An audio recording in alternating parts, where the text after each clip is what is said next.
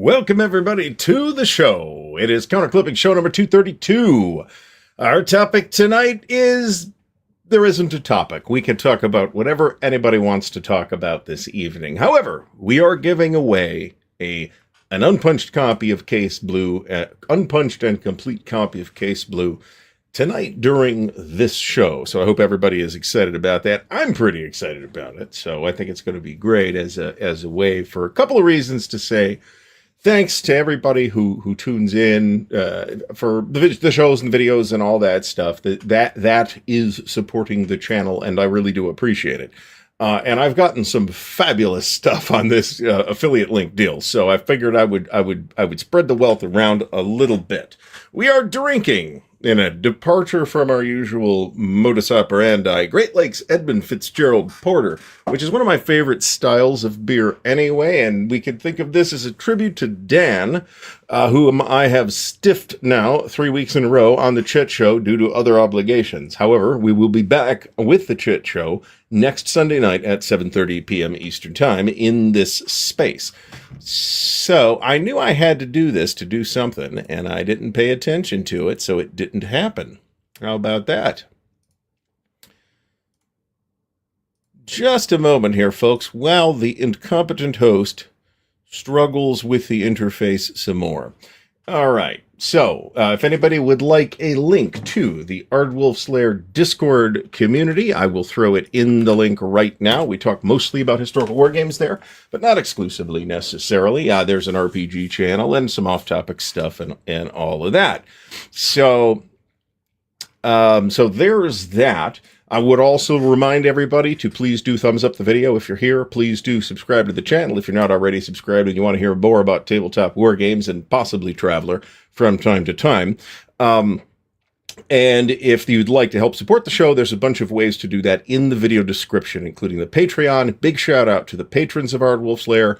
If you'd like to become a patron, there's a link in the video description. Please check it out. I really appreciate the support that the Patreon provides. So thank you, patrons, and thank you to our official sponsor at Noble Knight Games, from whom we will get a brief message later. So I will be accused of much gross incompetence. I didn't think to, thanks on the banner, Mr. Fucko. So let's do that, and then let us say hello to Achilles, Bud Keegan, Chad Kennedy, Chet Bill, Christophe DeClerc, Craig Alexander, Daniel Silverthorne, Dave Poirier, Dave Scott, David Imperato, David Zell, Drew Detterer, EL, E4 Airman from sunny Southwest Ohio, Eric Goebel, Eric Selna, First Contact Gamer, Gronyard Rich, Greg Linklater, Henry Sikorsky is here, Iggy Krichtel is here, the legend himself, Fucko, is in the house. He has a copy of Case Blue already. James Whitmer, Jeff Anderson, Jeff Beeler, Jeff Edwards, Jeffrey Turner, Joe Hammond, Joe Mentum, John Haas is here. John, thanks for stopping by. Jonathan K., Jonathan Dyer, Carl Crater from the Wargame Boot Camp, who just spent what looked like a fabulous time in Tempe, Arizona right now, or over the past week or so. Lee Grant, Mark McNair, Mark Dennehy, Marty Sample is here, Meandering Mike, Michael Avanzini, Michael Karlowski, Michael Schmaus, Michael Sherman, Michael Simon. Missing Seattle. My wife would sympathize with that, which I may have mentioned before to you. Mitch in Maine is here. Welcome to the show. Molotov Cockatiel Games is here. Welcome, Bill. Mr. Schnizzle, Neil Badke, Olivier, Panzer Division Lair, Paul Dangle, Paul Sin, Perfidious Albion, Perry G, Perry Sparopoulos, Phil Hadfield, Philip Musket, Richard D. Fortuna, Rick Cox, Rob Taylor, Ryan Huard. There's a lot of people here tonight, folks. Sean Milroy, Stacking Limit is in the house and is our intrepid moderator for the evening. You know what not to do already. I'm not going to explain it again. Stephen Duncan, Stephen Parker, Stigler is in the house. He would love a copy of Case Blue so that he could complain about it and say, look, I have a copy. I've examined it closely. I can complain about this now. It is terrible. It is the worst thing since the Black Death. Tim Greenhaw, Vince Ree, Vincenzo Beretta, long time no see. Wargame Ramble is here, William Bird, and Winterson. So everybody, thanks for coming out this evening. It is much appreciated. So, all right. Anyway, we've got a whole bunch of people. I apologize to anybody that I have missed because I only get like an updated list from YouTube as to who's hanging around at the time. And it's only people who have commented in like the last 5 minutes or something. So, excellent. So, for those who don't know, the Consim World Expo at Tempe, Arizona, occurred this past week. It looked like a fabulous time. I haven't seen too many pictures from it, but I have seen some. I saw a bunch of pictures from the SPI day at, or whatever it was called, at Historicon, which looked very impressive. And I am proud to observe that they did, in fact, bust out a copy of Universe to play one night after the SPI Wargames got played, which is awesome. I probably think Dragon Quest is their better RPG, but, you know, that's a, you know, Universe is cool. Universe is cool. Somebody has sent super chat. Super chats and super stickers are on, folks. It is a great way to support the channel and to get your comment highlighted, which you do not need to do with your prize entry, which will be along soon. We will be giving the item away on this show. So big thanks to Perry Spropoulos. That's much appreciated. Big thanks from Lee Grant, who says he was able to get in on the pre-order for Under an Iron Sky. Big hole in NATO Warsaw Pact game collection. If there is clawing at the door, folks, that is my enormous cat Sherman, who is 9 months old right now. Or the wife. Dear. Just a moment, folks.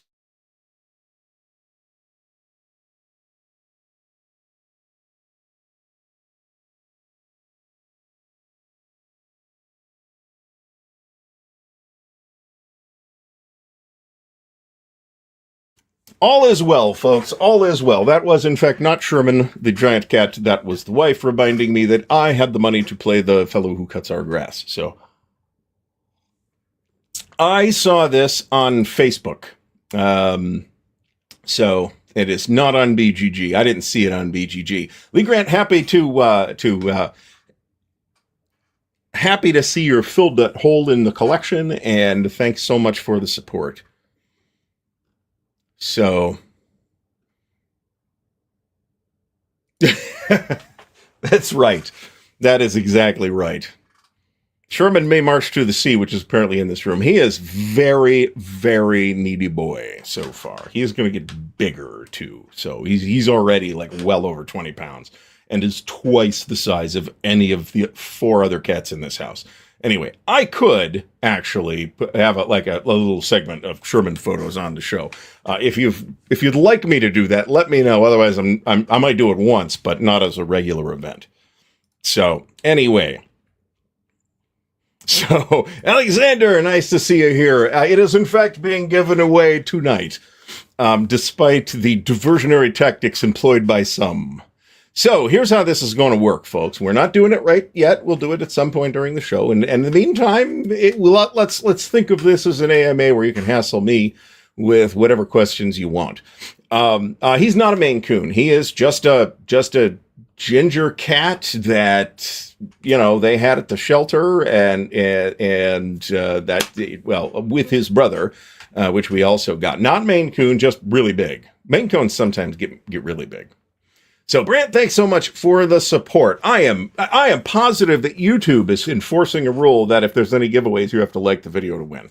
So, I do not have any such rule, but YouTube probably does. Tonight I am wearing, by the way, something I ordered in February. So I will use this as an illustrative point.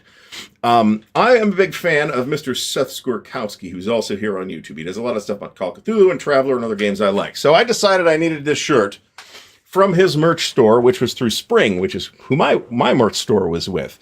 So Spring finally I ordered it in February. And when I contacted them to find out what the hell was going on, because 2 months have gone by, nobody knew that there was even an order. But it just showed up. I got a shipping notice, and I'm like, really? I've kind of given up on this $25 shirt. At that point, I'm like, well, if it shows up, great. If it's not, I kind of already spent the money. So, but he, it showed up. This was no slight on Seth. Seth pulled his merch store down as soon as he noticed that Spring was having fulfillment problems. And that is my reason for pulling my Spring store down as well. Seth is up for an Ennie. I'm not sure what he's up for an Ennie for. I will observe that this shirt is the dead wrong color, but it's a better color for me because the actual Scott Brown signs in Texas are like neon green, and I look like an alien in neon green. So exactly right. At least they shipped this. I wouldn't count on him. I wouldn't trust him. Spring has had problems before too. So I will eventually roll out another merch store. I've still got all the shirt designs. It's all fine. So anyway, it could be this. It could be as a content creator. I'm not sure. He wrote some Traveler stuff too. I'm not sure any of that came out in the last year or so. But anyway, yeah, Vincenzo, big fans. A lot of fans of Seth around here. So, which is awesome.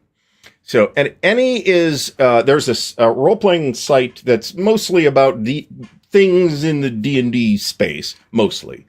Called EN World, that's been running for a long time now, and they started an awards called which have been, I guess, at least colloquially called the Ennies. So that is what that is. It is a role-playing games awards thing that I don't take any interest in, because like I said, EN World is mostly a D&D thing, and I don't care that much. So, but they do recognize other games too. It's not exclusively that, so... It is enworld.com to the best of my recollection. I have an account there. I have posted there from time to time, but not in like 12 years or something like that. So, very good, very good. You've only got like 48 hours to do this. So into the news here, folks. So the Thin Red Line, Under an Iron Sky, I think this is the 4th echelon at this point, is the notifications have gone out. Check your spam folder if you're expecting a notification, because you only got like 48 hours or something like that to pay for it. So yeah, they probably have, but I wouldn't swear it. I know I haven't logged into EN World in at least 5 years, so. Who's my favorite RPG YouTube channel?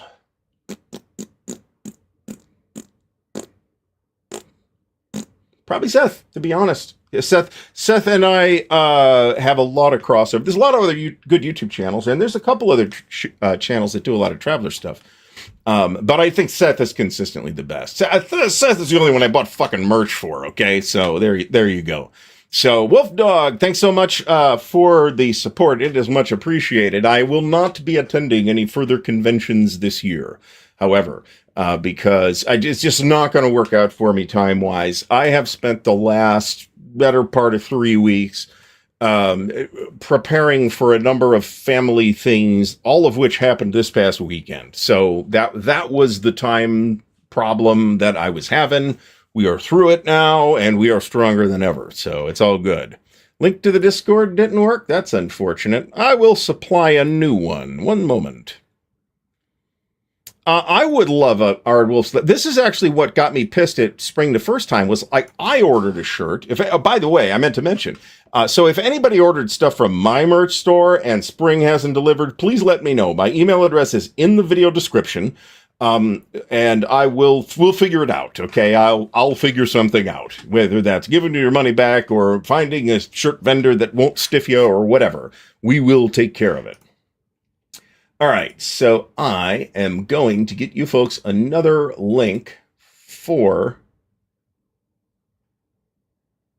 this should work. Here we go. Here's another one coming your way in the chat. All right, First Contact Gamer, thanks so much for the support. It is much appreciated. Thanks for doing this tonight. Monster Game ranking 1 to 3. Case Blue, Campaign for North Africa, War in the Pacific, Twilight Struggle. You'll notice that's 1 to 3, right? Because you play Twilight Struggle in between turns of Case Blue. So that's like an added bonus game when you're waiting for the other side to finish their movement. I'm not even kidding, but I have all 3 of these games, and both Campaign for North Africa and War in the Pacific are games I would like to play at some point. But again, First Contact Gamer, thank you for the support. Jeff Beeler says, the Ennies give game designers, writers, and artists the recognition they deserve. It is a People's Choice Awards, and the final winners are voted upon online by the gaming public. I don't believe I've ever voted for the Ennies to the best of my recollection. So here we go. Lee Grant ordered from Thin Red Line last Tuesday, got the early order notice, and signed up several months ago.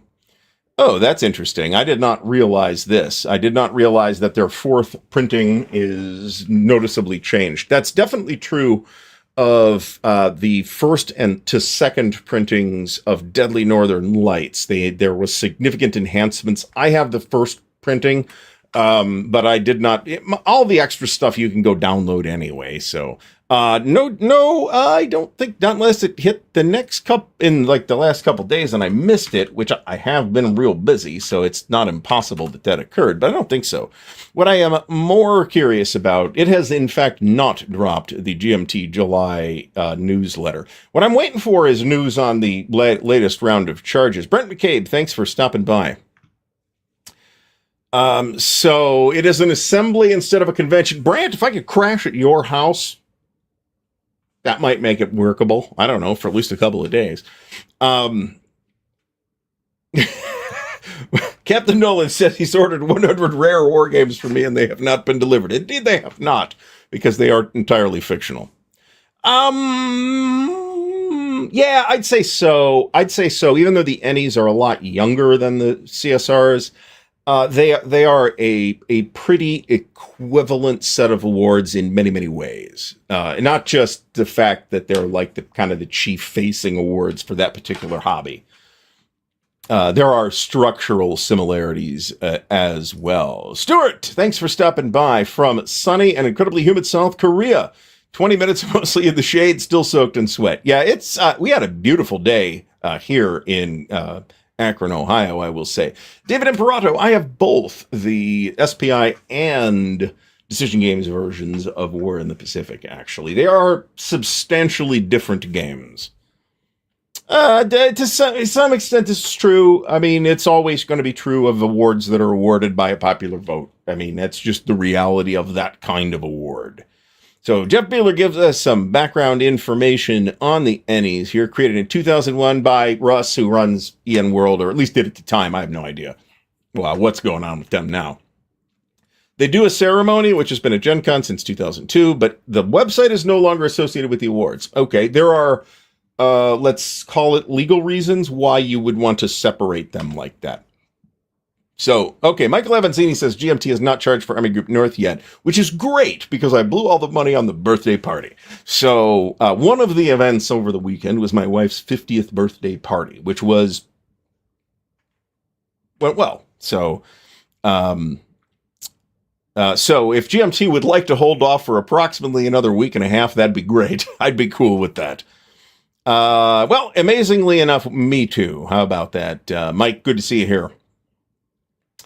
How does folks sell war games? Bob Meyer. You know, there hasn't been a show about it, but we have talked about it.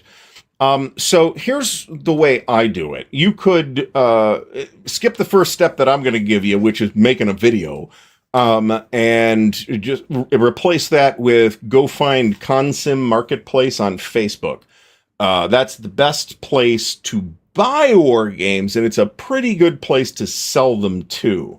Selling large quantities of games is a huge amount of work. So the way I do it is part of the reason why I do it the way I do it when I decide I'm selling stuff through a video is because I can say, okay, you got 48 hours, whatever it is, 48 hours until the end of the show or whatever to send me an email that says, I want this, first come, first serve. And then after all that is inbound, I package everything up so I can do an exact shipping through Pirate Ship. And I do provide my own packaging materials because you would not believe the amount of fucking cardboard in this house. So it's never a problem. And I don't like shipping war games in particular in bulk rate, flat rate boxes. They are not big enough to protect said game in most cases. So Eric Goebel, I have not gotten this to the table yet, but I have just acquired the one I was missing, the Italian campaign one, and that is going to be the first one that hits my table. I'm excited about that. It's not the first thing that's going to hit my table, but it's the first of those four that's going to hit my table.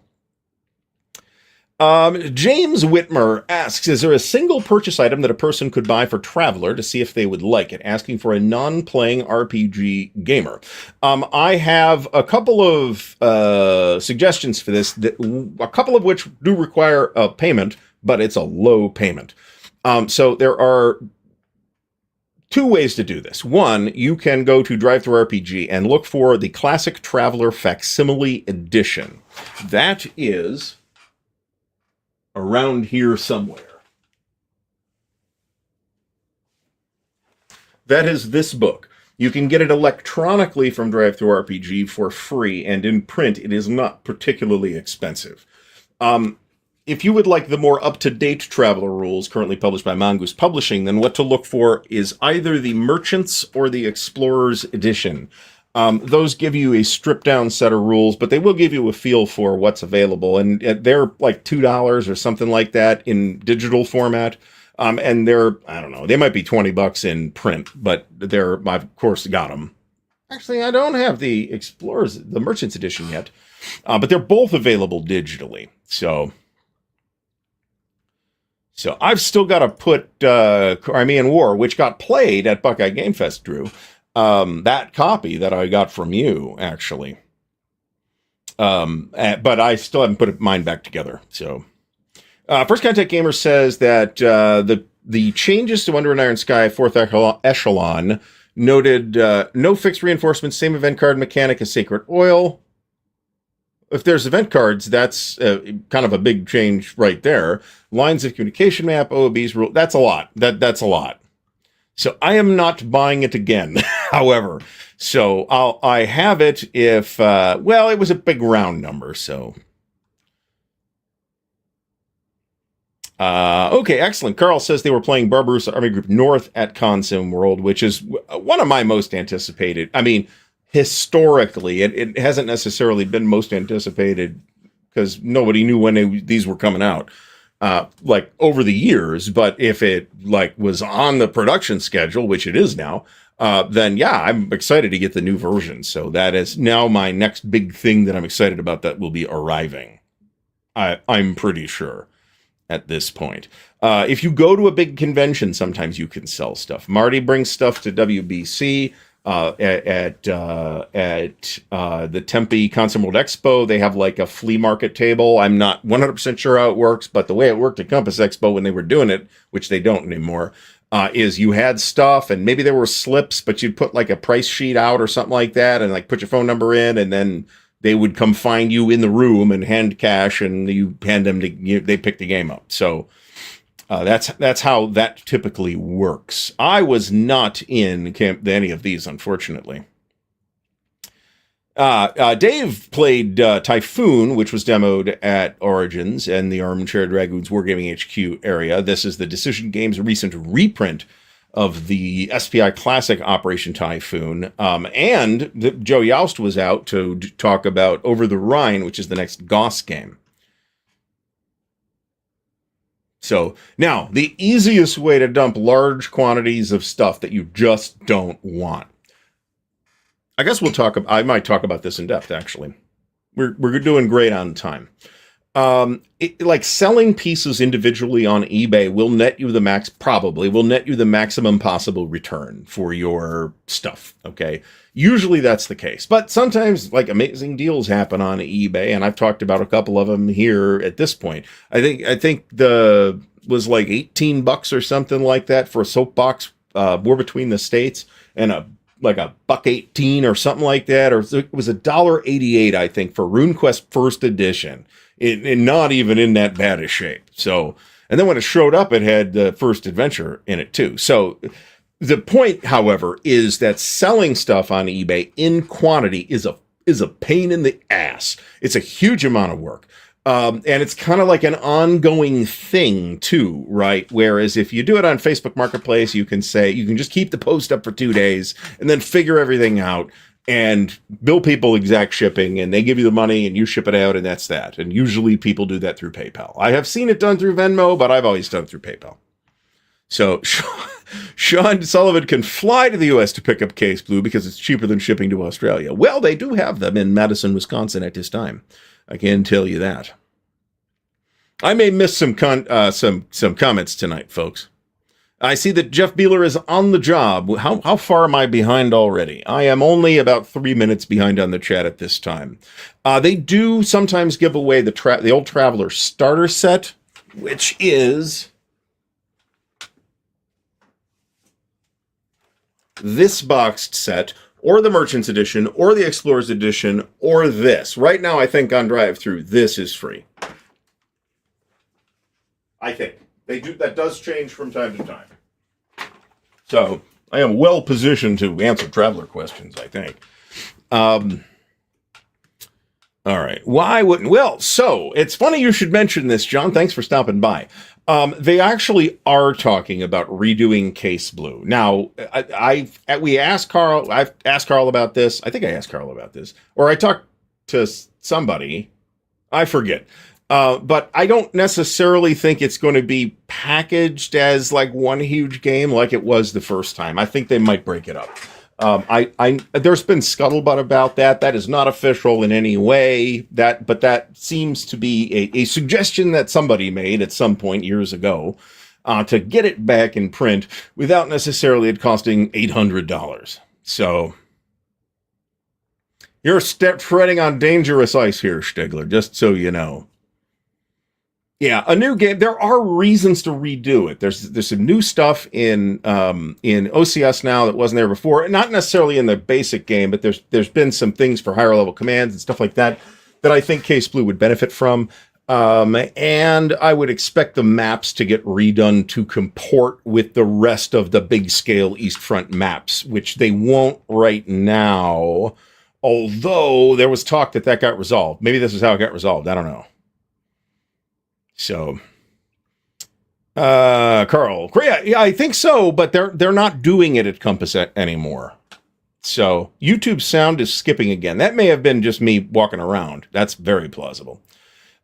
So in MMP is kind of notorious for being reluctant to reprint stuff, okay? And Marty's touching on this. And they have had situations, as I think any company has that has physical merchandise and has been around as long as MMP has, of having a reprint, and then the reprint sits around for years. So, and they were selling DAC 2 pretty cheap, which is hard to believe now, considering that it goes for $200 and up.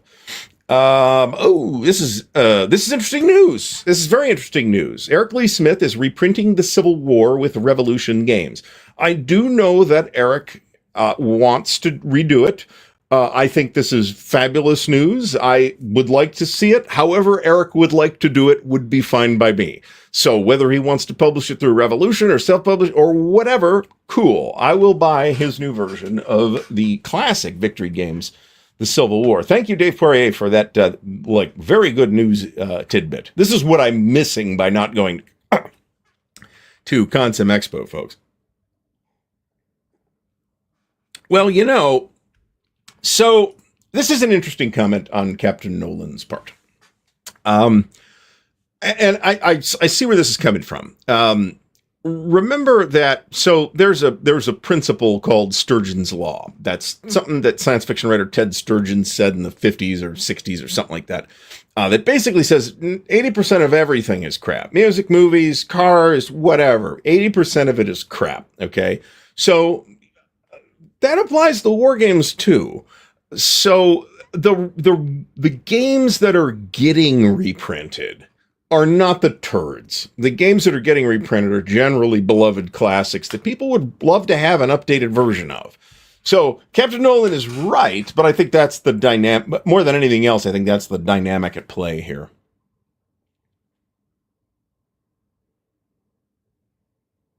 This is, nowadays, Christoph, this is not a bad price. So, Achilles, thank you so much for the support. It is much appreciated. Thanks for the news about TR. Glad you tuned in tonight. Might have missed the notice. Yeah, well, that's, we do try to service the entire wargaming community here, folks.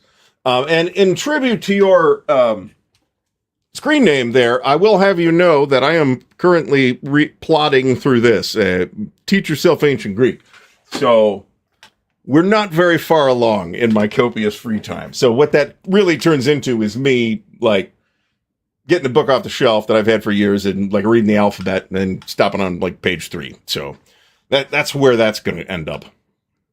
HUN644 new from Grants Pass, Oregon. YouTube chat is speed running a joint turn of OCS Case Blue to see if we finish before you catch up on comments. I am well away from a breakpoint.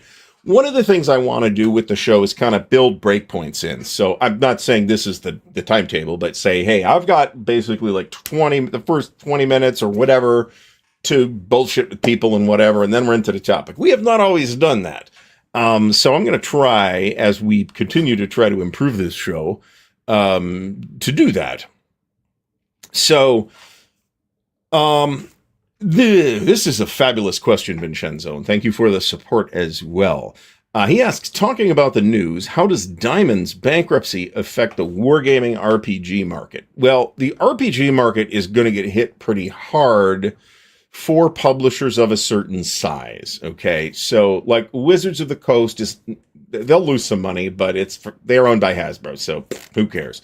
Paizo says they're going to be fine, but they're going to take a significant financial hit because of the inventory, which is being fought in the courts, by the way. Diamond basically operated with at least many suppliers on essentially a consignment plan where they don't own the inventory. The publisher owns the inventory. They send them the inventory to Diamond, who warehouses it, and in return, they get more than the publisher. I forget what the actual number was because it's been a while, but they get about as much as the actual publisher on the product.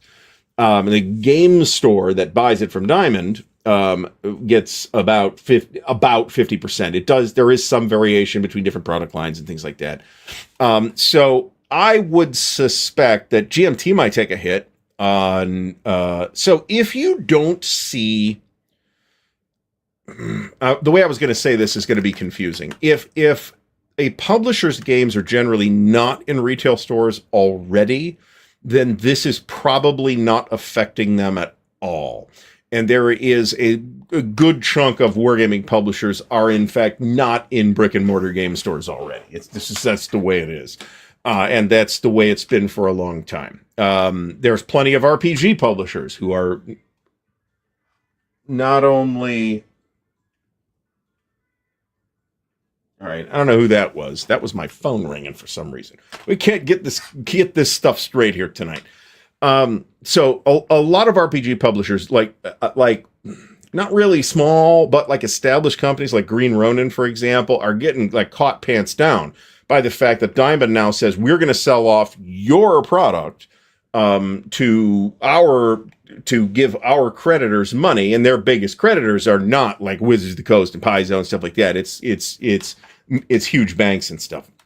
So it is being fought this is not a judgment call. That's just the situation as I see it.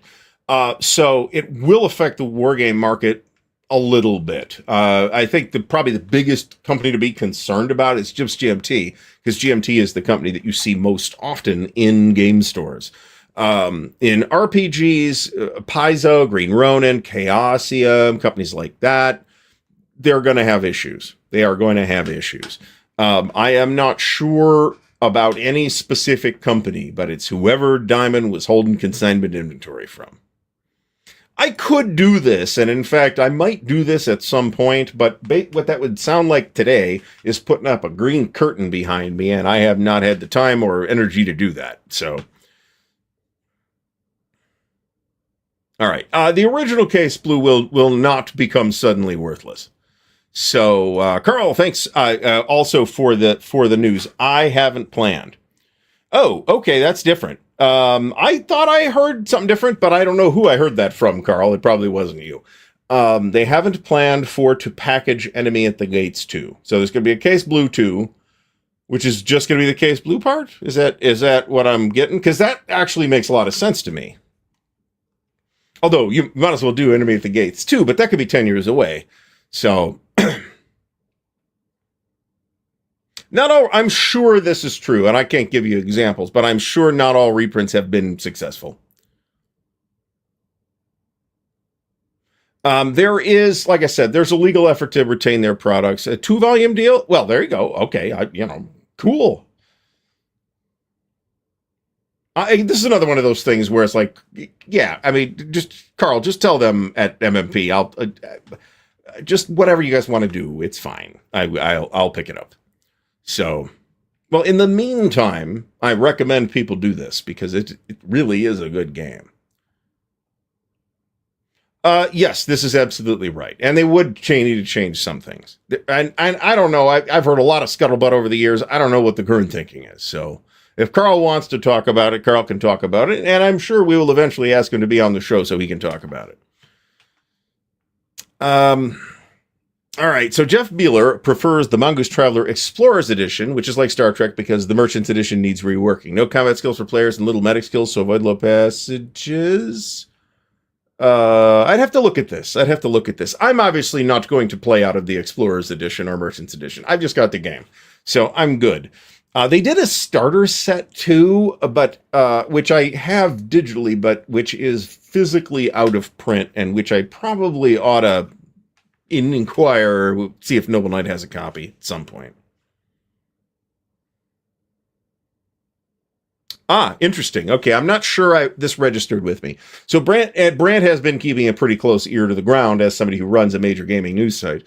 The actual game part of Diamond was sold off cleanly about 3 months ago. The current problems are around Diamond's book-specific business, which does affect the RPG side. So if you're seeing like game products in Barnes & Noble and stuff like that, but that definitely affects Green Ronin too, and I presume Chaosium because I do see Chaosium stuff at Barnes & Noble.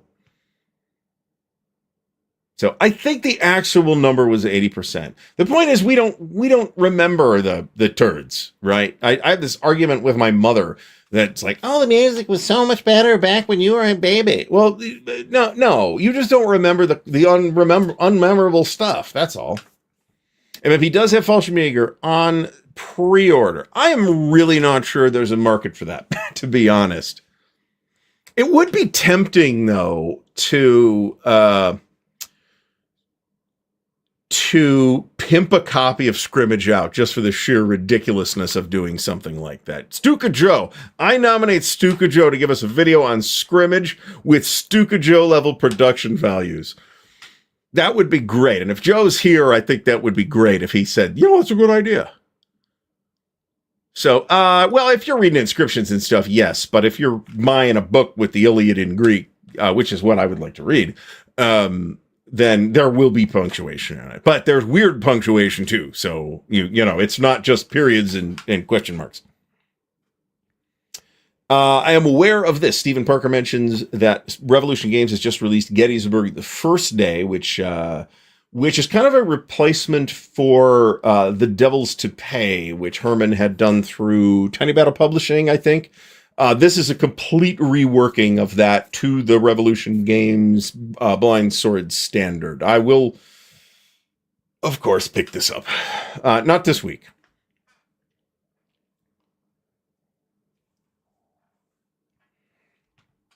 All right. I chose Latin instead of Greek, and apparently when the time came to make that decision, and I'm told that was the right decision for as far as I got into it, because I'm told ancient Greek is a lot harder, and it seems really confusing. So there's that. Captain Nolan, thanks for stopping by. No case blue for you, apparently. Could I show the Learn Greek book again? This is, as far as I'm aware, not in print anymore, but this is by Teach Yourself Books. It's called Ancient Greek, a complete Teach Yourself Ancient Greek, a complete course. I'm sure you can find it on eBay. I don't see an author here. I'm positive this is findable. Gavin Betts and Alan Henry. If you want to pause on that, that's the Ancient Greek book I got. Also, there's a textbook on Homeric Greek that was published in like 1920, so it's in the public domain now, by a guy named Clyde Farr. So you could find that on the internet digitally. So now there are other distributors other than Diamond too, and it's hard to see that in a lot of places, but there are. Vicky, thanks for stopping by once again. I'm trying to get caught up here, folks. Yeah, I mean, how much of GMT's like total inventory do you suspect was sitting in a warehouse at Diamond? I suspect not that much. So I don't think, and MMP does go through, get in retail stores from time to time, but those generally, I think, tend to be retail stores that are working directly with MMP rather than going through a distributor, which is a smart way to do it if you have an audience that can support that. And as Brent clarifies, almost none of the consignment inventory that's still at Diamond was going to game stores. It was all going to bookstores. And the game store was Alliance distribution. That I did know. And I forgot to mention this. Rob Taylor points out that Revolution Games is also having a sale right now. So check that out. Also, OSG is having a sale right now. I think it's 20% off across the board pretty much. So if you're interested in any of the very fine games in the Library of Napoleonic Battle series or whatever else they got going on, by all means, go check that out at napoleongames.com, I believe. This would be great if it was just strictly a Traveler show, wouldn't it? It would also be great if everything was a little closer to the shelves, but there's nothing I can do about that without replacing the desk. So... Vincenzo, I suspect that GMT has some kind of reciprocal deal to get their games into Europe, just as a large number of European publishers have deals with GMT to sell their games here in the US. It's probably that. I have experimented with this. I'd have to look up what I got exactly.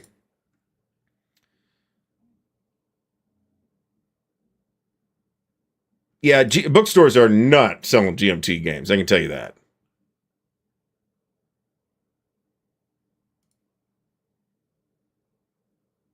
Well, this sounds like a lot. So, like I said, however, Carl will let us know when the time comes when this form factor decision will be finalized. Philip McCall, thanks for stopping by. Great question, actually. He's interested in getting GMT's Vietnam 65 to 75. Is it impossible solitaire? The answer is no. It is not impossible solitaire. However, playing it solitaire, there's a lot of hidden information. You would be missing really important parts of the experience of playing that game, in my opinion. Imperium Romanum 3, the rules are not worse than the previous edition. You'll probably need some kind of colored markers to mark the one real criticism I have of Imperium Romanum 3, other than that my copy is missing Attila the Hun. That's an actual missing counter. Is that in the previous version of the game, which I had, Imperium Romanum 2 from West End, excellent game. Nothing else quite like it. It's kind of like Pacific War in that respect. It's like nobody else has really tried to do anything like this. So it's a singular game. The rules were still very murky in a lot of places. They are, if you work with it, you will eventually make it work or figure it out. And there's plenty of places to ask questions. The biggest criticism I have is that in the previous editions, they each color power, which corresponded to one of the scenario sides in the book, in the scenarios, had its own counter color. And that's not the case with Imperium Romanum 3. Only the leaders have a counter color. All the regular troops are just generic. I like this. However, it can potentially create problems if you end up with a stack without a leader. You've got to identify it somehow that it belongs to the red faction or the green faction or whatever it is. That's not that hard a problem to deal with. I will use those little colored counting cubes. So, Jeff Beeler, thanks for the support once again, Jeff. It's been great. I think you're speaking of the BCS magazine, and yes, in fact, I have pre-ordered it. I am excited about it. It will contain the Gala game, which I am also excited about. I'd buy the magazine whether it had the game in it or not. You can do it, but you're going to be missing a tremendous amount of the game. Yeah, I don't know. I don't check my Traveler searches on eBay all that often, to be honest. I can think of examples of games you can. Fire in the Lake would be the obvious example. It's built to be solitaire. You play as whoever you want. So, Sean Milroy asks his favorite periods, the English Civil War and the Zulu Wars, are the least popular. I wouldn't say least. I would say they are less popular. I can think of more games about the English Civil War and the Zulu, various South African type of things, than I can about, say, the War of the Austrian Succession. There's not that many games about that, at least at the macro level. There's plenty of battle games that floating around for those kinds of things. But these topics are generally going to be battle games. There is, I can't think of a strategic. Unhappy King Charles is the game about the English Civil War, so which is a strategic level game, and it just got redone by, I think, Phalanx, and it's a beautiful. Whatever they did with it is beautiful. Fallschirmjäger is SCS, I believe.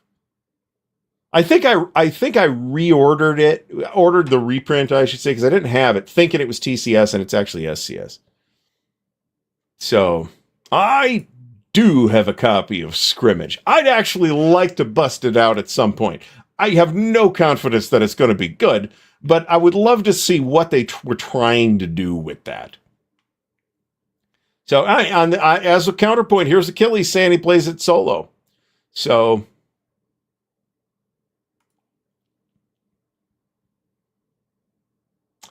the OCS magazine is called Operational Matters. There have been 2 issues so far. The first issue had Sicily 2 in it, which is a very good game.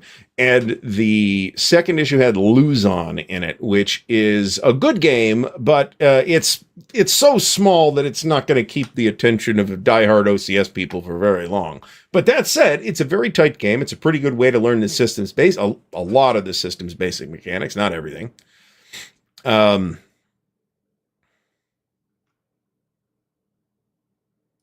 This would be insane. I believe this would be insane. I think the Elder Scrolls games were originally going to use GURPS as an engine, and something fell through on that. Steve. I got to meet Steve at SD Hist last year. Great guy. And as Stuart mentions here, The Devils to Pay was Herman's direct design. I guess it was a kind of an experimental design to see what would work and what wouldn't. This is a redesign, like I said, to the definition of the Blind Swords games that Revolution Games has done, all of which I've been very happy with. So I tend to consider this, I know this is a little bit cheating, but it's not that much cheating. I tend to consider this by series played rather than by individual game, because the way I see it, I want to play OCS. Well, okay, here's what I could play from OCS. I've got all these different games, right? But it's OCS. So I tend to concentrate on series games, and judged in that way, my unplayed, but like one game that's not in a series counts as the whole thing, right? So, but if you count the games I've played the series, but not necessarily that particular volume, then my unplayed percentage is not bad. It's something like 40%. So it's something that's unplayed, played like 60%. But I buy a lot of series games too.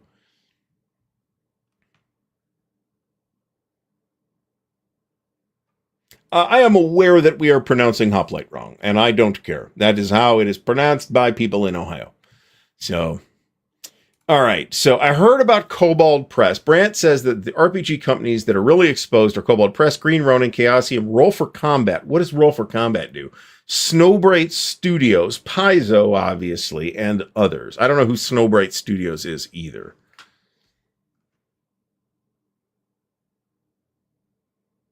I don't trust Google Translate. Google Translate is not going to tell you absolutely everything. You will get more meaning out of it if you understand what it says rather than relying on the translation to tell you. Let me put it that way.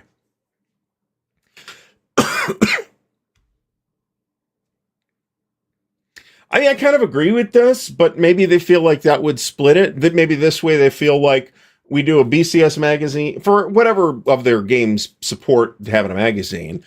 So at the moment, that's ASL, OCS, BCS, I'm pleased to report, and the Great Battles of the American Civil War. Maybe they think that they know those people that buy those games will buy the magazine too, and that's more than if they spread it out over everybody. Whether that's true, I don't know. I have no idea. So, Michael Evanzini picked up 5 games from OSG. Oh, this is actually true. Operations magazine was... this is interesting. So Marty says that operations proved difficult to get the content submitted. I guess doing it this way, they could kind of release an issue when they're ready, right? When they have the material. And I can tell you that it took a couple of years to put the material together. There's a GTS magazine too. I forget what the magazine is called, but I've got that too.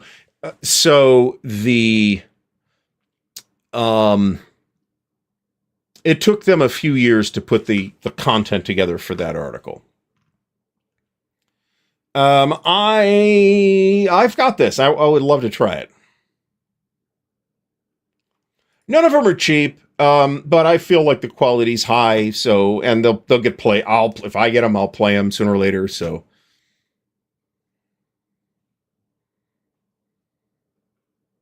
All right, we're trying to catch up to the chat here, folks. I'd say in the Fire and Lake can be solid, but is it a war game in the classic sense of something else? I mean, yeah, it's about a war. There's battles in it and stuff. I mean, I don't see. It's a pretty abstract war game in a lot of ways, but I don't see how. Now, that's not to say that that's universally true of coin games necessarily, but I do think it is true of Fire in the Lake specifically. I just got my OSG literature as well. This ain't bad, to be honest, by today's standards, to be honest. I mean, you generally get at least 2 maps. Sometimes there's a lot more maps. You always get 2 counter sheets and a lot of paper. So, like I said, and the quality is high. The research is outstanding. The design pedigree is untouchable. So... I always get doubles too. I don't know why. I've heard of this game from White Dog. It's called Vietnam Solitaire, as I recall. I have heard of this too. I have not looked at this at all, however.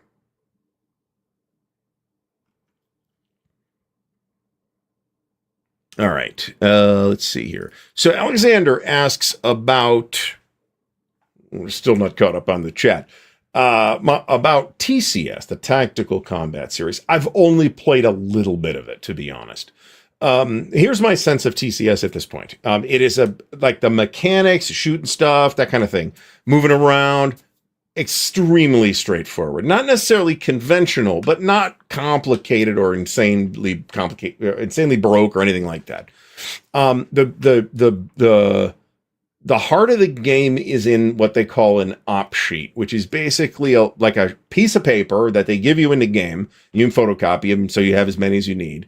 And when you issue orders to units that they have to abide by, you write out an op sheet that is basically like, okay, here's the map on the sheet, and here's where they're going, and what units are that order applies to, and all that. The heart of the game is in that. That is really cool. I haven't played enough of TCS, but I did have sold, bought again, sold again, and now I have bought TCS, some of these games for the 3rd time. I'm not getting rid of them again. They're just not going away. So I want to play more of TCS. But the game, like the mechanics of like fire combat and barrages and movement and stuff is not complicated at all. Morale is also a significant factor, though, I will also point out.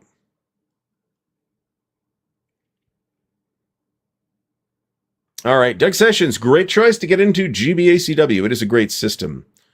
I have not played Dune Warfare Arrakis, David Imperato. I did see it for sale at Origins, which might have been your last chance to buy it. My last chance to buy it, anyway. Because Simon Games, the publisher, is fucked by the tariff situation. So there's not much we can do about that. So if you're interested in this game, you probably either buy it now or consign yourself to not getting it or paying a ruinous price from the third-party market at some later time. 262 people here tonight, folks. Don't forget to thumbs up the video and subscribe to the channel if you want to hear more about board war games. I'm going to miss a lot of comments here, folks. Super chats and super stickers are on. They will highlight when you do that, so I will see it. All right, we're trying to catch up here.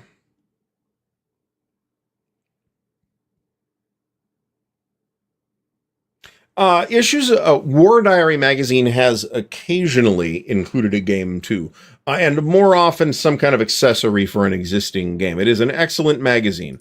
Oh God, I don't know. So the last issue is coming, right? Stephen McGowan says he's going to do the last issue. After that, I don't know. This is maybe GMT will like acquire it. I don't know. I have no idea. I have no inside info on this at all. So other than that, we all miss Roger very much. All right, we're skipping to the bottom here, folks. Oh, well, this is extremely problematic behavior if that is happening in addition to the tariffs. That does explain why they don't have the liquid assets necessary to take care of it. Not that that was really going to work anyway. I am very interested in Spring Prelude, actually. Not the strongest title I've ever heard, but I like what I've seen of the two previous games done by Greg Blanchett. I mean, I wouldn't have been shocked if they were gone already, to be completely honest about it.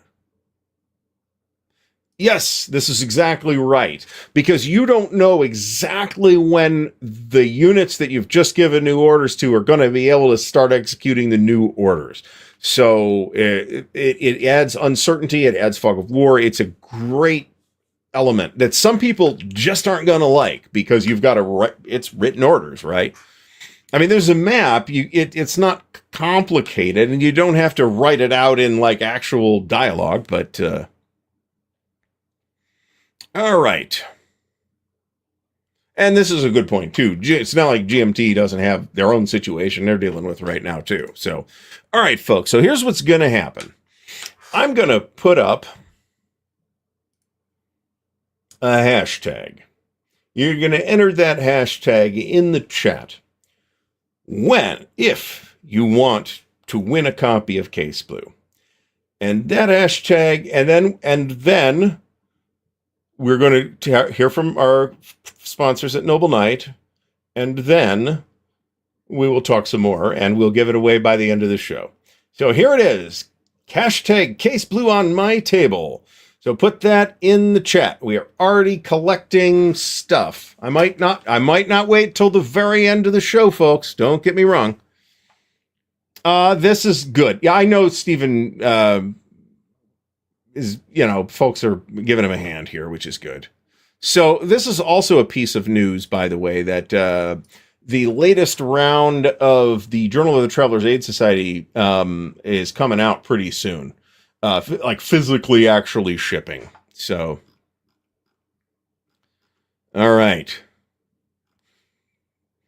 All right, we're getting good on this already. You can still type this in while we're hearing from Noble Knight. It's just not going to be on screen anymore. So, hashtag Case Blue on my table, all one word. I'm cleaning up the stuff here.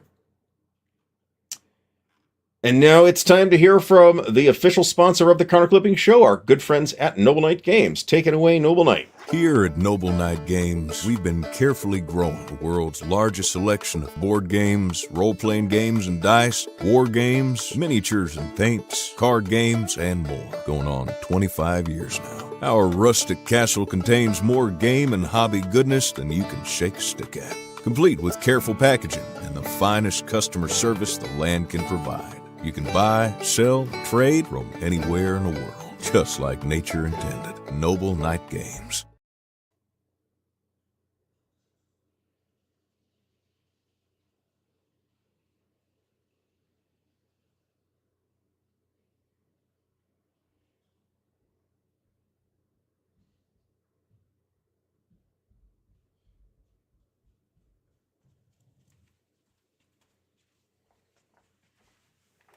Well, it looks like Noble Knight was faster than me, folks. So, 164 entries. Awesome. So anyway, all right, I'm going to pull this down and we'll do the actual drawing in a bit. So, of course, there's nothing in the chat now except for Case Blue on my table. You do not get 5 chances. You get 1. So the way the shipping is going to work is if you are in the U.S., I'm covering it. I got you. If you are elsewhere, I will ask you to split shipping with me 50-50. Given what's in the box, I think a certain amount of insurance is justified.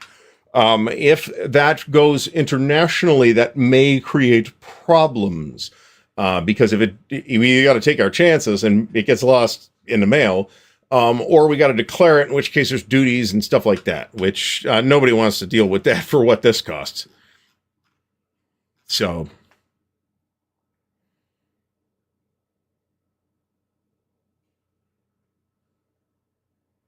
all right. So here's Brant. Brant is being very realistic about this, of course.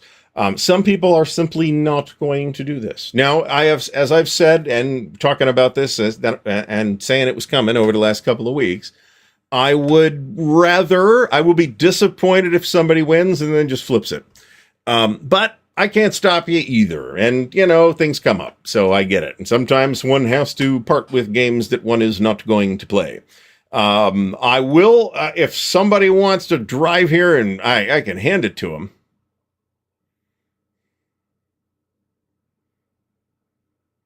I don't actually object to this. We got ways we can make this work.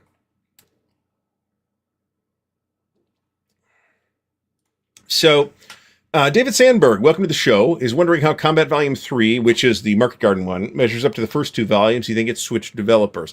I think that's true. I think there was just maybe, I don't know. Anything I could say about it would be totally speculative because I don't have any real information. So, me too, Brant. This is my thought exactly. I'd much rather somebody take it that's going to at least try to play it. And as mentioned, there are small scenarios in it. You do not have to play the entire 10-map game at the same time. So,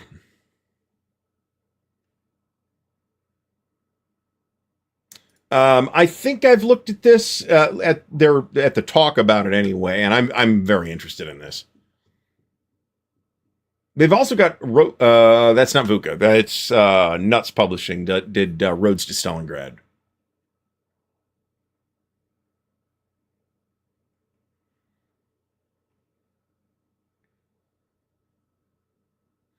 Also, I will mention that this is not the last giveaway for the year. It is, however, our giveaway for July. At some point in August, and probably again in September, I will be doing additional giveaways. You aren't that far from me, John. I mean, it'd be a hike. It'd be like 9 hour drive, I would imagine. It took me like 4 years to do this, man.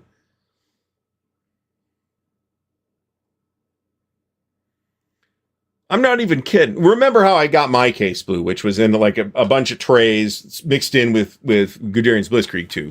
So it was a hassle just to figure that out, right? And then you got, I don't know what, 33,000 counters or something like that. It's a lot of counter sheets.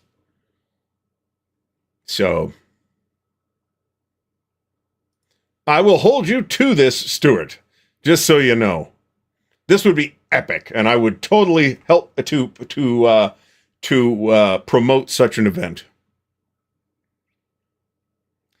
Oh, good question. Achilles, how does Case Blue's footprint compare to SPI's War in Europe? War in Europe, as I recall, is 9 maps.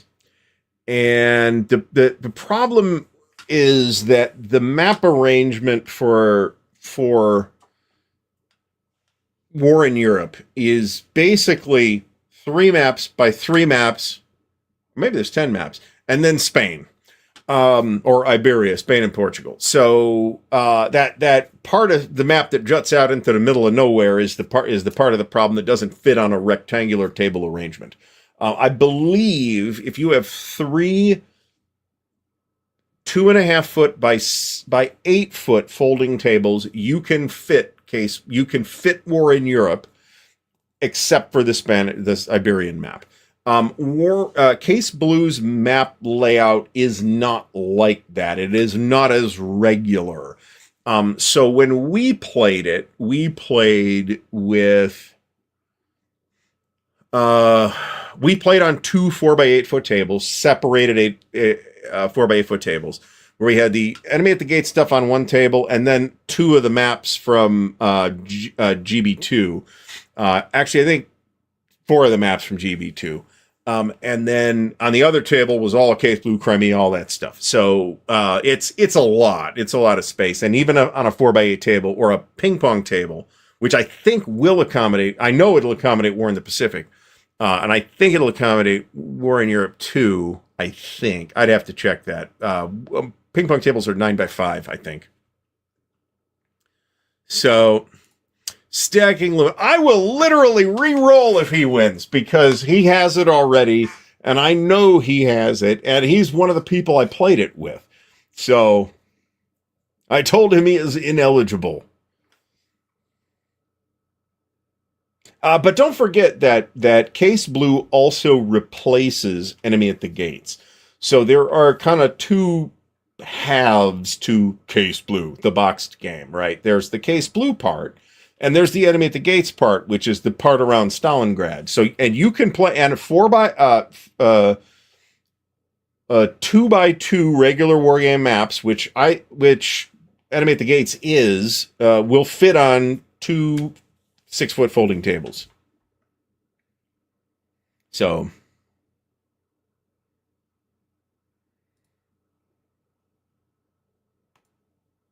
hashtag Case Blue on my table. Hey, that ain't a bad idea, actually. We did not go to Cedar Point last year. I can't really ride rides anymore. I mean, I can go on the trains and stuff like that, but anything like any of the rides that I liked, meaning the roller coasters for the most part, make me nauseous now. So Skyline Chili is a heresy.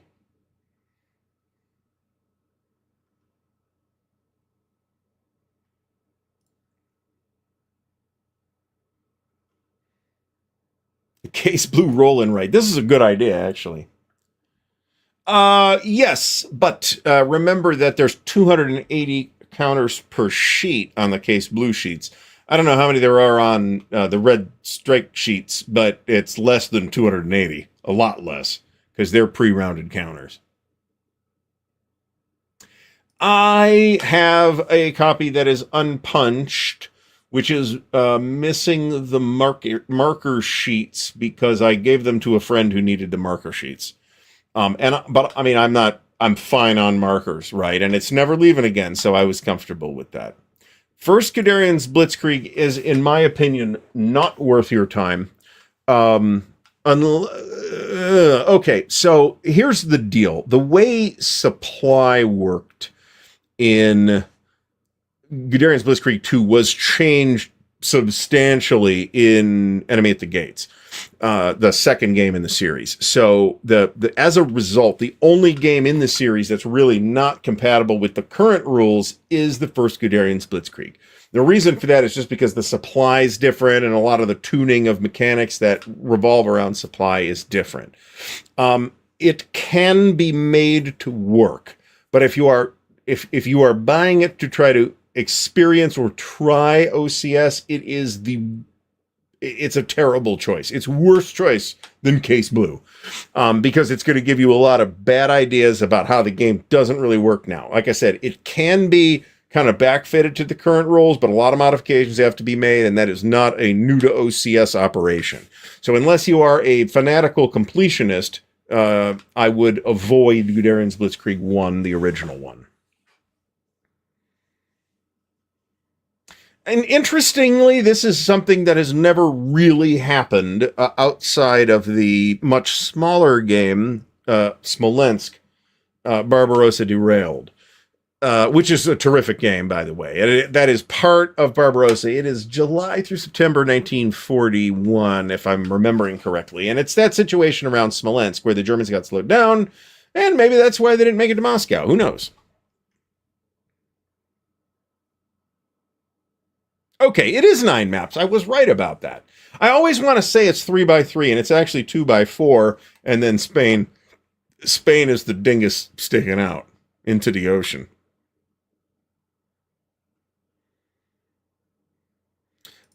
This is impractical for almost everybody. I mean, all respect to the people that can do this, but for me to do this with anything but the smallest, most trivial game, there's no point to doing it. Would be an enormous expense, and I'd have to buy sheet metal and magnets and all. I'm not. I've got a 4x8 table. If I can't play it here, I'll play it at Winterfest, where I can have as big a table as I want. So I'm good. I did get all the counters in the box too, for Case Blue, that is. There you go. Feel free. You can just stop by again, William. No problem.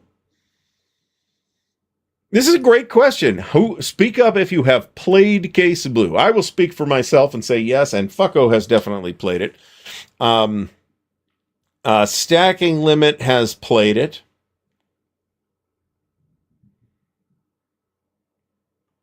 I can say yes. I've seen this. I've seen it played at multiple conventions. So.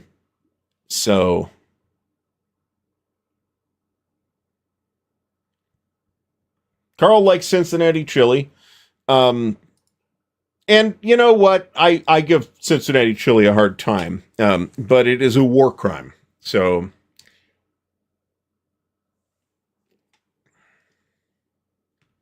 Stuart recently bought Burma, Sicily 2, Tunisia, and DAC, original for both. So you can play DAC 1 with the DAC 2 rules, and it is recommended that you do so. There aren't that many changes between the first and second editions of DAC. Tunisia is substantial. Tunisia's another one, actually. If you're looking for an old, out-of-print, cheap OCS game to try OCS with, try the original Tunisia, because it normally does not go for a huge amount of money, even unpunched. It is superseded by Tunisia 2, which is an improvement in basically every way. But you can totally play the first one with the current rules, and you'll be completely fine. And it will teach you a lot of what you need to know to play OCS. I have no idea. I cannot imagine that number was much over 1,000, but I'm pulling that number completely from my rectum. So.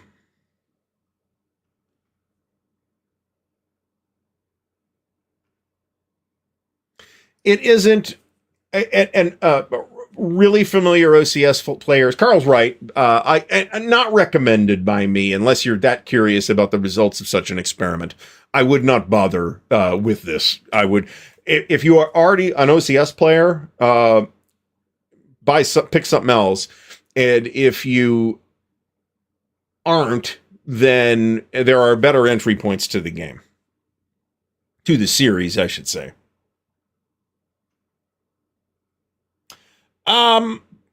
There may have been a brief period where MMP had a few Ziploc copies of certain games, including potentially Case Blue. Rest assured that the one you will be winning this evening does have a box. Yes, this is exactly this, Rob Johnson. It taught me that I have a lot to learn about OCS, but I also grasped a number of key things that I wasn't really internalizing prior to my playing Smolensk. My play of Case Blue was atrocious. So, but that was my first OCS game. Case Blue was my first OCS game. How crazy is that? I mean, I wasn't running the whole game. We had 4 players, but it was still a lot, right?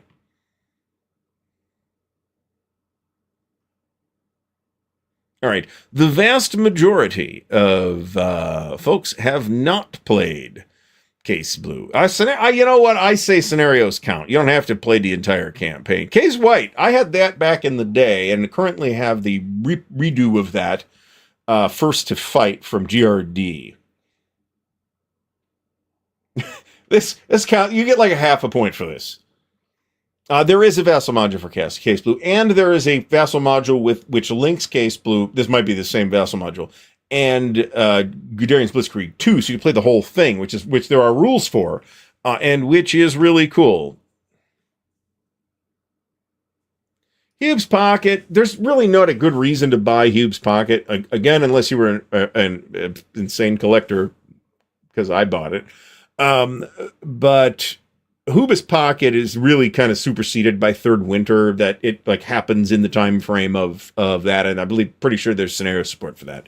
But if for Hube's Pocket, honestly, you're going to pay $150 or more. It's still relatively expensive because that situation in Third Winter isn't quite assembled the same way from a scenario standpoint as it was in Hube's Pocket. I have them all. So I managed to obtain a pretty inexpensive copy of GB1. Those were the two I was missing, was GB1 and Hube's Pocket. And I was like, I don't need it, really. I mean, I'm covered. But I managed to get a copy of Hube's Pocket for what seemed to me I think I paid like $80 or $90 for it, which is a very good price. Something like that.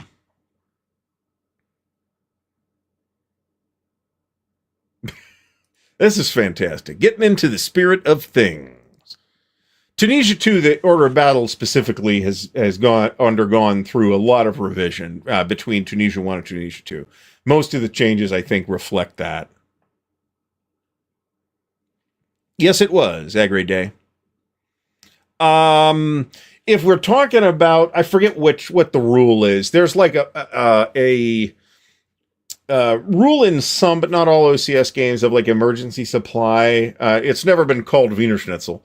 Wiener Schnitzel. I love Wiener Schnitzel. Anyway, but there's one is tree bark soup, for example, and there'll be different names in different versions they'll behave slightly differently. In some of the newer games, there are like emergency supply HQs, for example, that can like supply a pocket for a certain amount of time or a certain amount of units or whatever. This is absolutely right. Absolutely right.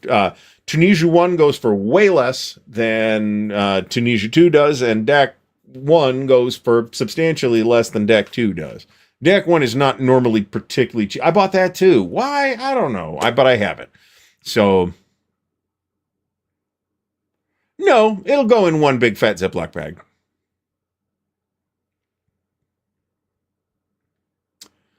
Panzergruppe Guderian, we've talked about that many, many, many times here on the show. It is a classic game, incredibly influential, brilliant design.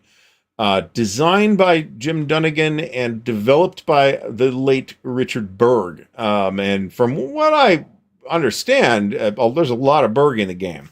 I have relatively recently, as in like in the last 2 years, I have obtained a copy of Panzergruppe Guderian, and I do want to play it. So I think there's going to be challenges with Barbarossa in OCS. I just think there's just going to be modeling challenges. So that's not to say those challenges cannot be overcome. I think that maybe they can, but it's going to take a bunch of work, and I'm unaware of any current project in this department going on, although there have been passes at it in the past that may or may not have gotten as far as MMP hearing about them. I can say that too.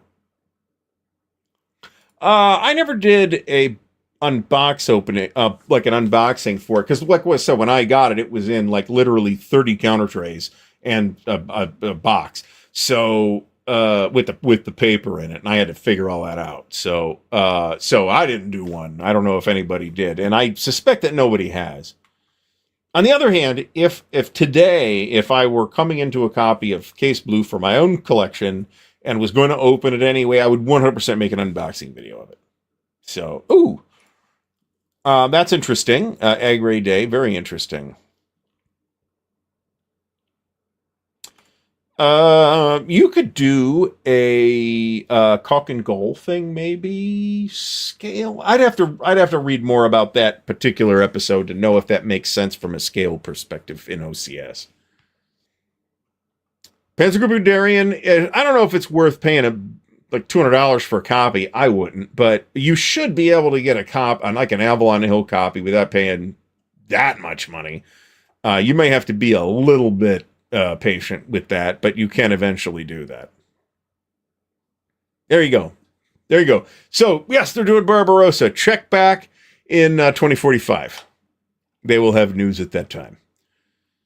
So, and yeah, there's a ton of OCS stuff in development already, much of which we've talked about at least superficially. So, Mitch has only played Korea, Sicily 2, and Luzon, which means he has a lot of nuance and rules missed, including extended rules. Extenders are absolutely critical. Absolutely critical.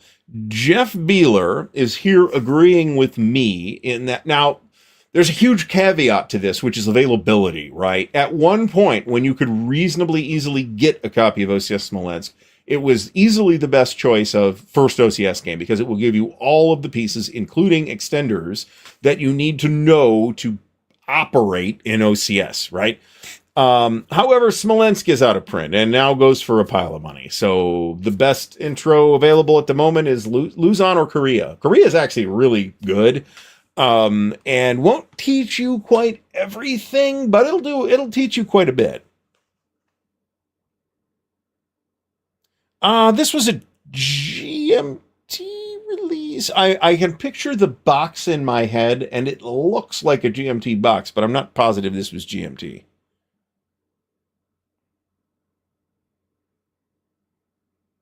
This is interesting. Mark Hodgkinson says the DAC 2's Crusader scenario is one of the few OCS scenarios that does not work. I've played many OCS campaigns and scenarios, so at this point. So Kilroy was here, is here. One of the games, it's the sausage rule. Reluctant Enemies was a fabulous intro package, but again, it becomes now it goes for $300. So I mean, what are you going to do? I think Sicily is a good intro. It's not optimal, but remember, there's two Sicilies, right? So there's Sicily Triumph and Folly, which I've played, and which is, I think, a pretty cool game. And then there's Sicily 2, which is also an excellent game, which is a completely different game. It plays very differently. The scale is different. There's a lot less units to manage. It's a lot of stuff is cleaned up just as a function of the scale being reduced. So I think they're both. I wanted them both. I'm like, oh shit! I now I need them both because I played Sicily Tramp and Folly, and I'm like, oh, this is pretty cool. I like this. So I've got them all now. I managed to get a copy of Sicily Triumph and Folly at Compass Expo. I think it was the first time I went. It was a copy that was missing, I think, the marker sheets and like one of the rule books. So it went pretty inexpensively, but all I needed was the maps and the counters. So I was good with that. It was a fabulous copy for me. It was in a box too, I should point out. I agree with this. I absolutely agree. MMP's got a great lineup. Eric Burden points out that OCS has a strong focus on the Eastern Front, and what are my thoughts anyway, on the non-Eastern Front OCS games. So here are the OCS games that I haven't played, and it's several of those. I will say that the Blitzkrieg Legend is a fantastic game on France in 1940. I have not played DAC or DAC 2. I have played Tunisia 2. It's very good. I've played both of the Sicily games. They are both outstanding. I have not played Burma of the non-East Front games. I haven't played Huba's Pocket either. But I've played Third Winter, so I'm like, who cares? Of the non-East Front games, I haven't played Burma, which I should. And I have played Beyond the Rhine, which has some issues. I really want to get to play it again because there's some like suggestions from the designer to like smooth out the first couple of turns, and that is where the issues tend to be. So I think generally, I think the OCS does better on the East Front, but that could just be because there's more games on the East Front, right? I will praise Blitzkrieg Legend to the moon. That is a very difficult campaign to simulate, and a lot of designs have failed to feel right, and it does. It actually feels exactly right in terms of who's got what to do, what their command and logistics limitations are. It just works. It is a fantastic game.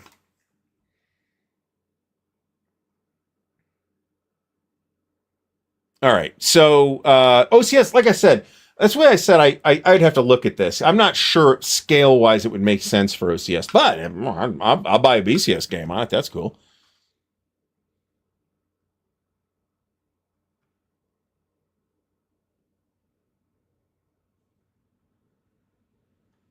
All right. Kyle Reese asks, do I think MMP would ever tackle a current modern warfare operational game like GMT's Next War? I certainly know of nothing like that in the pipeline. I can think of no particular reason why they would just not do something like that. But generally speaking, I feel like the pool of designers for that kind of stuff is focused in a couple of places, and none of those places are in Maryland. So I think the alt history designers who this modern warfare operational stuff that Kyle Reese is talking about, I think those designers are more likely to take their design idea to Decision or Compass or GMT than they are to MMP, just because that's not really what MMP does. I doubt very seriously that at some point they had a meeting and said, we will not ever do any games like this. I would be shocked if that occurred. All right, so once again, folks, we are going to put up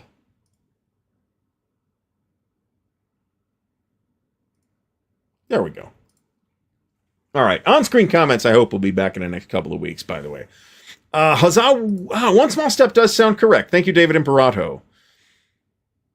So, I mean, it doesn't contain Hube's Pocket. It's just like Hube's Pocket is part of that larger thing that is in Third Winter.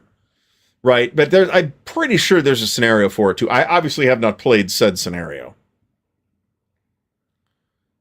So Frank Davis says Tunisia suggests a Tunisia game using the Battle for Germany system. There's the Allied torch forces and the Axis on the Marathon. This is a really good idea. So you'd basically have two players. One plays the one side of the Allies and the Germans facing the other side of the Allies. Exactly the Battle for Germany setup. This is actually a really good idea. I think I'd have to look into this campaign, but I think this sounds like a good idea at first glance, certainly.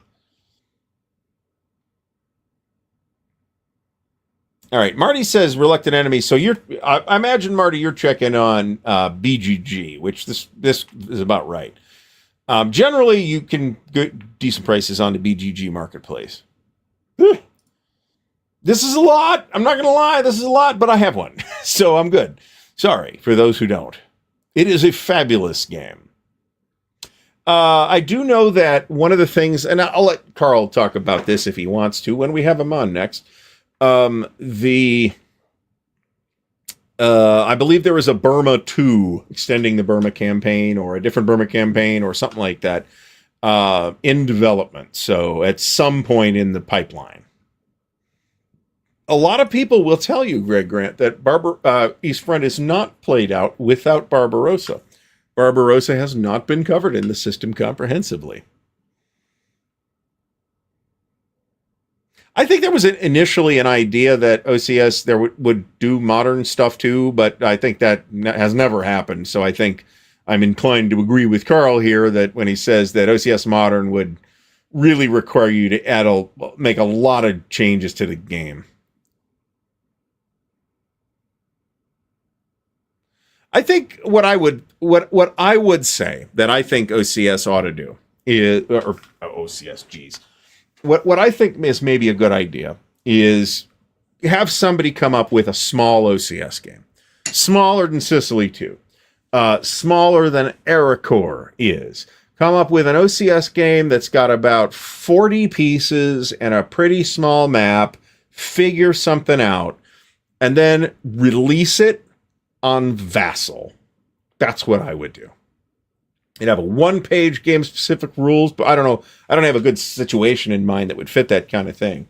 That would be the ideal. And you could do a print and play. You could sell a print and play version through Wargame Vault too. You wouldn't have to print it, right? You would just need a small knockoff, not as small as like a postcard game, but intermediate between. What's a good? So something maybe this map-wise, probably the size of the Decision minis, so like an 11x17 map or something like that, right? I think you could do something interesting with that. Here, I am also pretty excited about Hero City. I'll tell you that.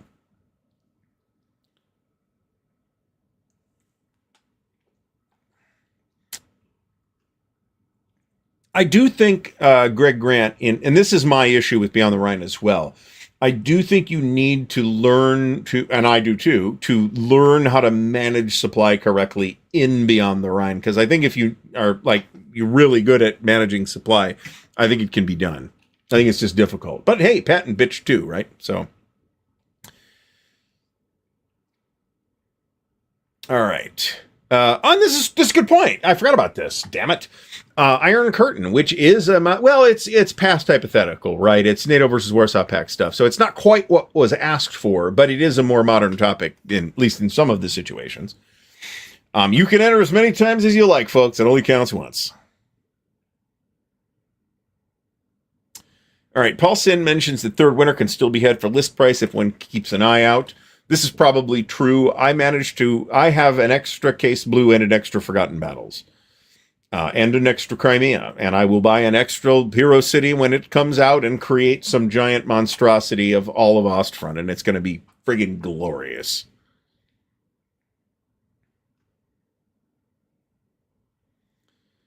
All right. We have 197 entries. I've played Baltic Gap. Baltic Gap is terrific. I think I had a great time with Baltic Gap. One of the issues that I personally have as an OCS player is that I don't feel like I've played the Germans enough. I've played the Soviets a lot. In what games have I played I played the Germans in Smolensk. I played the Germans in GB2. I would like to play the offensive side more. Let me put it that way. I've played Soviets both defending and offending. Attacking, I should say. I mean, yeah, this is exactly what we said. We all agreed. All right, Hexy, if I missed you, thanks for stopping by. Oh, yeah. No. Do it through MMP. Do it through MMP. That's cool. MMP should do it. But if this is MMP's position on print and play stuff, well, then I guess that's off the table. It seems like a good idea. Not necessarily a full standalone product, but something that you could use to try out or learn OCS without buying anything, or at least without buying something expensive. I think that would be desirable.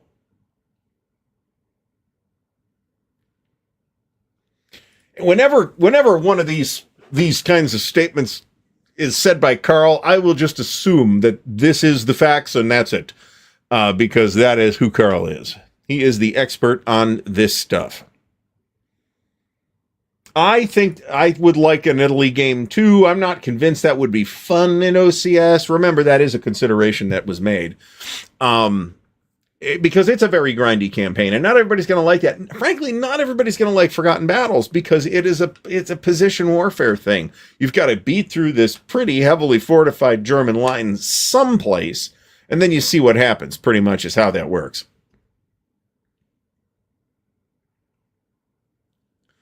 Oof.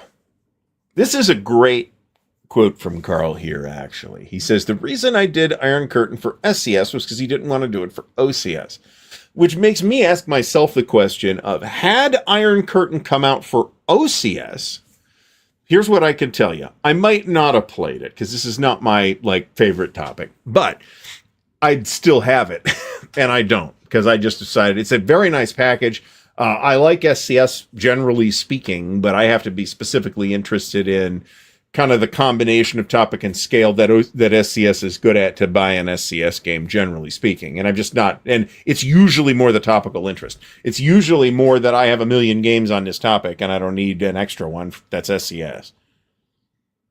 But that said, I've got a bunch of SCS games. I don't have a bunch. I've got like 5, something like that. I do have Autumn for Barbarossa too, though, which I would actually like to try. Although that is pretty much Smolensk in SCS, as I recall. I am a big fan of series games in general, right? Because I like the lower overhead of not having to learn an all new rule set every time. Now, that means I've got a million series, too, but, you know, that's just the price we pay, right? All right, I do not have this set up, so, and StreamYard does not have sound effects built in. So, momentarily, folks, we will be giving away a copy of Case Blue. So I'm going to let this sit here for just a moment while I go retrieve that copy of Case Blue.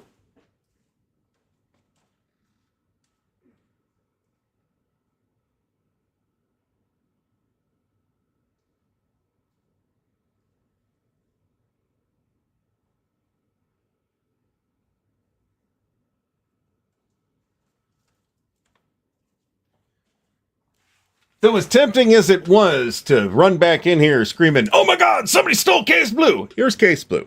This is the copy, fresh. This is not shrink wrap. This is a bag to protect the package. It is complete. It has been thoroughly inspected. It is unpunched. The box does have a few wrinkles and a pretty minor amount of shelf wear. And I would say there is mild, I'm not sure if you'll be able to see this, quite mild dishing on the cover, but you wouldn't really notice it if there wasn't this plastic baggie on it that's kind of highlighting the fact that it's there. So that is the copy of Case Blue we will be giving away in a few minutes. Here's how this is going to work. Hashtag Case Blue on my table gets you an entry in the drawing. The winner, if the winner is in the United States or has a U.S. address I can ship to, I will cover shipping. I don't care if it's Alaska or Hawaii, that's fine. If it is not in the United States, then I will ask you to split shipping costs with me, and I will let you make the decision as to whether you would like to insure the package or not. But I'm unwilling to do that. But if I insure it, then I have to declare a value on a customs declaration, and then that means you're going to get hit with a duty at the end. So I will leave that decision up to you. So, Case Blue completes me. I'll tell you what, I really felt like I had accomplished a Grail acquisition when I acquired Case Blue, but that's not the absolute only time. We're going to be giving it away in approximately 4 minutes. So if you've got a last minute hashtag Case Blue on my table you want to throw in, go ahead and do that. And I do think that I'm not aware of anybody giving away quite something this big in the wargaming space anyway. Wait till you open the box. So I can't see what these things are, Bran. Are they like tiny bunnies or something? I don't know. It is a very nice copy. It is not the most expensive copy that they had. Noble Knight actually had a copy in the shrink wrap too, which was several hundred additional dollars. So I didn't promise to give away a shrink wrap Case Blue. I promised to give away an unpunched Case Blue, and that's what we got. And it's in very nice shape. I have always found that Noble Knight's very good condition is what I consider very nice condition. Okay, I'm not like grading stuff on some kind of absolute scale here. For me, Noble Knight's very good condition is indeed very good condition. I'm not sure I've bought anything that's lower than that. But if there's a problem, you just call them up. I will point out, folks, that pull this down for a couple of minutes. I will point out that we would not be able to be doing this, at least this quickly, if it wasn't for the actual direct intervention of our good friends at Noble Knight Games. So they deserve a special separate shout out for giving me a discount in the store credit purchase of Case Blue so that we could do the giveaway all that much sooner. And they went through it. It actually took them a couple days, and I think the first one they pulled off the shelf was actually a problem copy, because there's now a copy listed with no marker sheets or something like that. That wouldn't bother me at all. I have a million OCS counter sheets for the marker sheets. They're very few of them are unpunched, like totally unpunched, however. Almost all of them have like some counters removed because they were something I needed at the time. So, all right. We are at 2:04, and we are approximately, as soon as this clock reads 9:40 over here, folks, we're going to do the giveaway. So we are at 298 people. I will point out that that's not a record. And for that matter, it's probably only about 60% of the record. But I think that was an algorithm fluke. I think the record was an algorithm fluke. At one point, we had like 480 people here. And I'm pretty sure it was like a stream ended, and it was like a big, big stream, and some of the participants got directed here.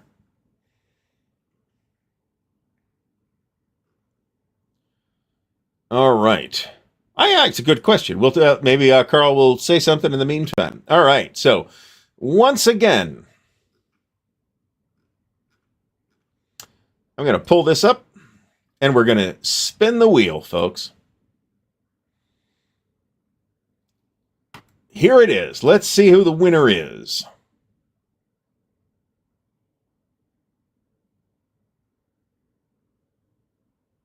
High Flyer. So, High Flyer, here's what you're going to do. My email address, ardwulfslair@gmail.com, is in the ticker at the bottom of the screen. Email me. You don't have to do it this evening, because I probably won't reply this evening. But email me with your shipping information, and we will figure out what needs to get figured out to get it shipped to you. So congrats to Mr., Ms., or Miss, or whatever it is, High Flyer, for winning the big Case Blue giveaway. So hopefully everybody had fun. Anyway.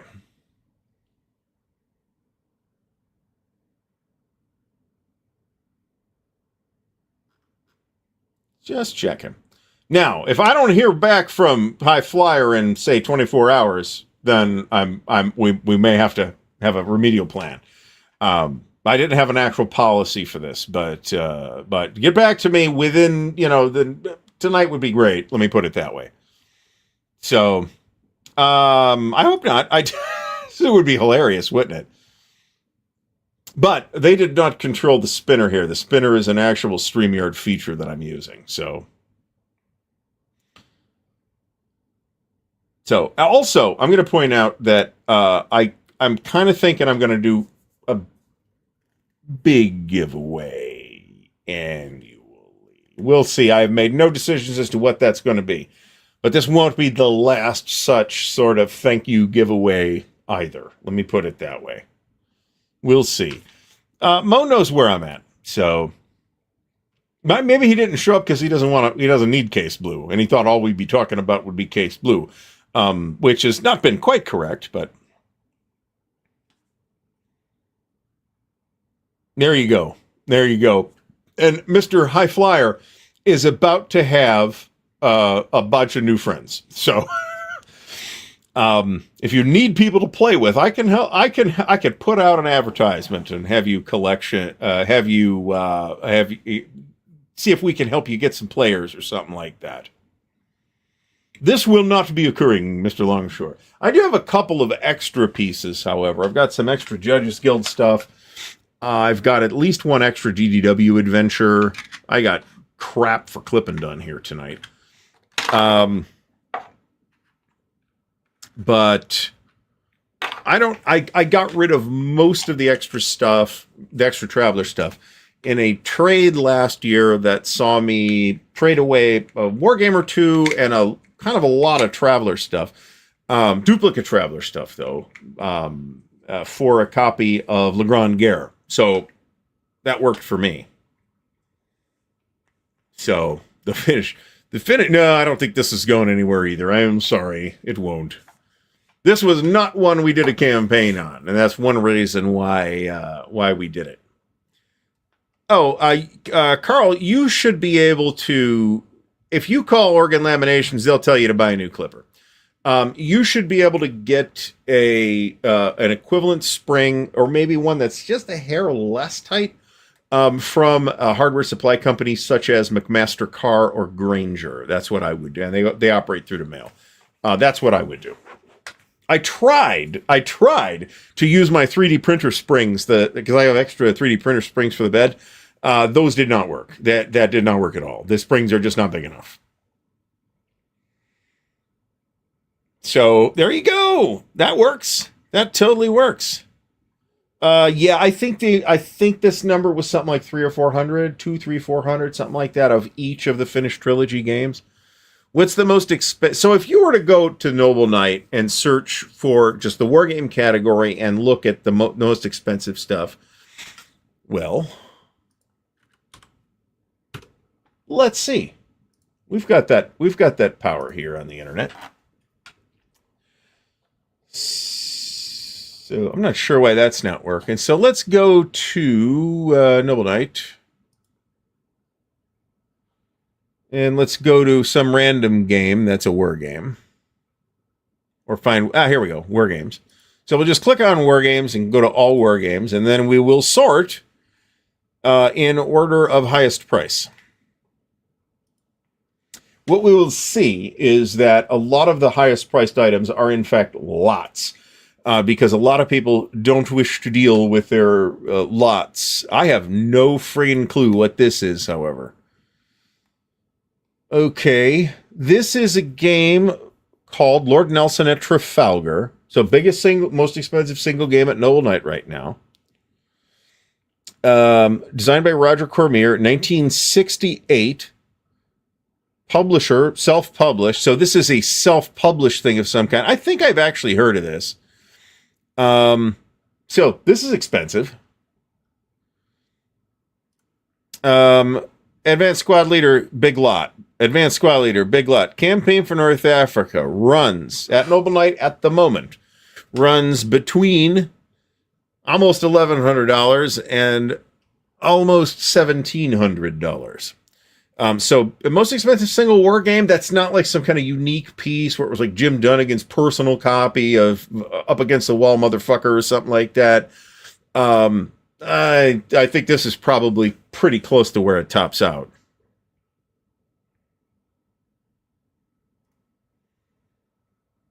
I've always found that I have sold stuff to Noble Knight. I will sell stuff to Noble Knight again. You will not get the top dollar selling your stuff to Noble Knight because they are a business and have to make a profit too.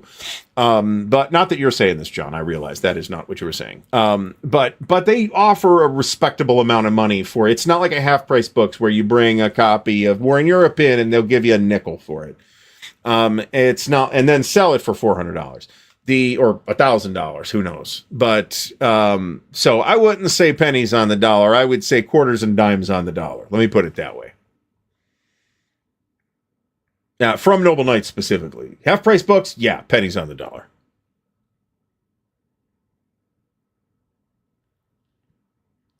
Yeah, I wouldn't risk this personally. When released, this is a good question. I'm guessing I've done no research about this at all. And assuming you converted all the dollars to $25, I would suspect that the answer would be one of the games from Diffraction Entertainment. That's a suspicion. But there's also the giant footlocker of stuff that you could get from Grognard Publishing, Grognard Sims, the Death Ride folks, the Marshall Enterprises games are pricey, but not anywhere in that class. So I feel like $400 for Smolensk is preposterously high, to be honest about it. You know, I bet he is. I bet he is. One way or the other. Raisin Cherry, God, we ran that at Origins last year. Not this year, but last year. NES, New England Simulations, I mean, they're pricier than they'd be if the same game came out from GMT, but the production quality is top tier. And they're not crazy expensive, in my opinion. But they're also, if you don't get them, chances are it's selling out and going to be super pricey. If you don't get it while it's in print.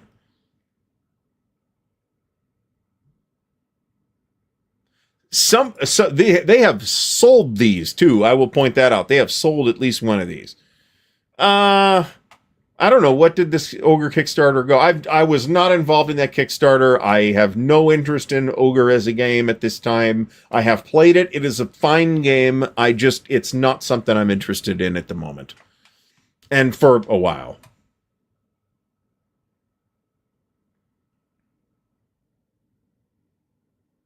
Red Sash games are expensive, but don't forget that Red Sash games are printed on demand. So they're paying a way higher price per, say, counter sheet or map than like GMT is, right? So I would expect that large games that are printed on demand are going to be pretty expensive. Ooh, this is actually good. I still think some of the diffraction stuff is more expensive. But Axis Empires Deluxe was, what was it, $250? Was the pre-order price? That sounds about right. And that's a lot. That's I'm not going to lie, that's a lot.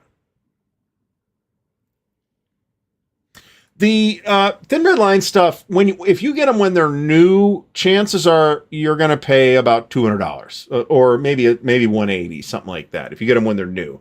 So the retail is like $160, $175, something like that. The Fate of All was less, but it's a much smaller game.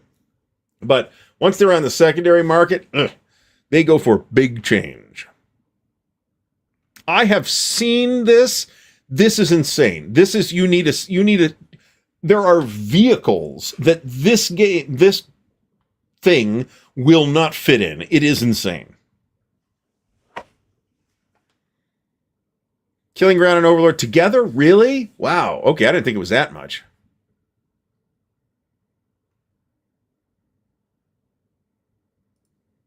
GTS Utah was $250. Was $250. I think maybe Axis Empires was like $225 or something like that. The War of the Ring, the game that was originally published by Fantasy Flight and is now published by Ares, is an excellent game and is 100% a war game. It's just a fantasy war game. Some people aren't interested in fantasy war games. I'm not that interested in fantasy war games, but this is Lord of the Rings. So there we go. GTS Omaha could be crazy. I don't know.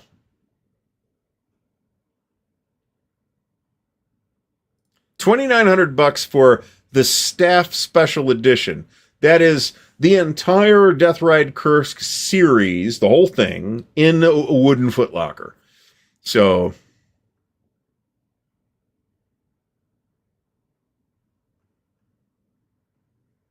the Thin Red Line games we played solo. I'd say so. I would say so. All right, folks, we are going to cut the show just a little bit early because I have had this beer. And I have a little bit of a headache now because I don't drink beer very often. I drank one of these. I bought it for the party just in case somebody wanted beer. And I'm like, fuck it. I don't think anybody's going to want beer, so I'll buy a beer that I'll like. So if it doesn't get drunk, I will drink it later. But this is probably good. I might be drinking this till the six-pack is gone because I want it out of my refrigerator. So, John, next time we'll be sure to line you up for a prize. How about that? I think the Ad Techno stuff goes pretty high. So, folks, I want everybody to have a great rest of the evening. Even if you didn't win, Mr. High Flyer has won. And I want to remind everybody to please do thumbs up the video, subscribe to the channel if you are interested in tabletop war games. And if you'd like to help support the channel, the best way to do that is through the Patreon. So I want to thank the patrons of Ardwulf's Lair, as well as our official sponsor, Noble Knight Games, the fine folks over there who made this drawing possible too. They did their share. So I want to thank everybody for not only for coming out this week, but for coming out. Everybody who comes out, I want to thank you. I feel weird saying these things because this kind of talk does not come naturally for me. So we will try to keep it real here, folks. And everybody have a great night. We will see you all again next Sunday on the Chit Show at 7:30, and then we'll be back here on Monday night at 8 p.m. Eastern Time for counterclipping. Everybody have a great rest of the night.